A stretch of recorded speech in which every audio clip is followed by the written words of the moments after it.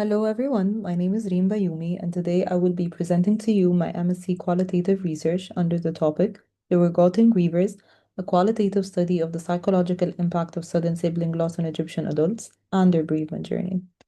So to begin with, I will be starting by briefly introducing the research underlying issue, the gap, and the purpose behind the research.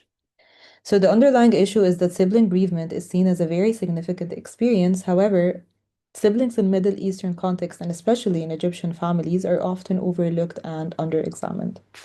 So the gap is that the current bereavement theories and empirical studies only discuss sibling bereavement briefly, with very minimal empirical studies exploring this topic qualitatively.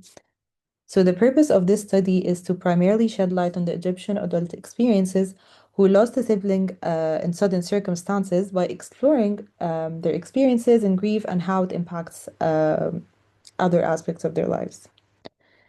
So to shed a bit of light on the literature review, so the literature establishes this significant imbalance in bereavement research by showing extensive theoretical and empirical attention to grieving parents, spouses, and children, while identifying siblings as a group whose grief is minimized or socially unacknowledged, which is often conceptualized as disenfranchised grief.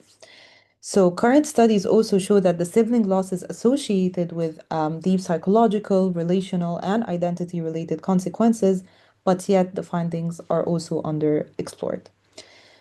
This brings us to the culture gap, and it was detected as most sibling bereavement research is grounded in Western context, despite evidence that, in fact, grief, family rules, and emotional expressions are highly shaped by collectivist and religious frameworks in Middle Eastern societies. So, as for the research question, it is what are the experiences of adult Egyptians who have suddenly lost a sibling, and how do they perceive changes in their personal identity, family relationships, and generally coping with grief? This brings us to the methodology. So, as we said, we are examining the experiences of adults who lost a sibling. So, IPA was seen as optimal as an analytic strategy. As for participants, four participants were recruited. Two interviews were done online and two in person, while lasting around 40 to 50 minutes each. All interviews were transcribed verbatim with Arabic translations provided when needed. And of course, in the process of analyzing the data, Yardley's quality criteria was taken into consideration to ensure the validity of the research. As for the results, main three themes were generated in this research. The first one is the silent griever, me, my loss, and others. This explored the participants' coping styles of emotional suppressions in aims of supporting their parents, their experiences of emotional instability like numbness, guilt, and shock, as well as the shift between avoiding their feelings and trying to process them while handling their social circles at the same time.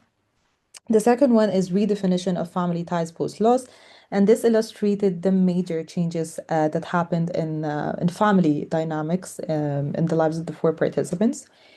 And the last one is the journey of coping between stagnation and growth. And this theme shows how when the participants were still confined by their pain, they still gradually move towards post-traumatic growth by setting new priorities and making meaning out of their experiences.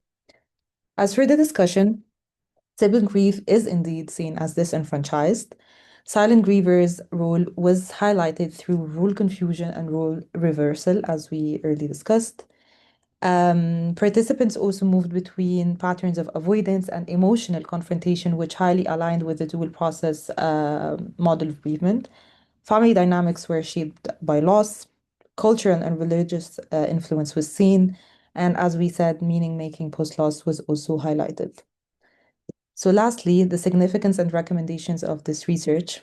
Firstly, it shall increase awareness of sibling bereavement, highlighting the importance of incorporating early screening in schools, clinics, and mental health facilities, promoting grief counseling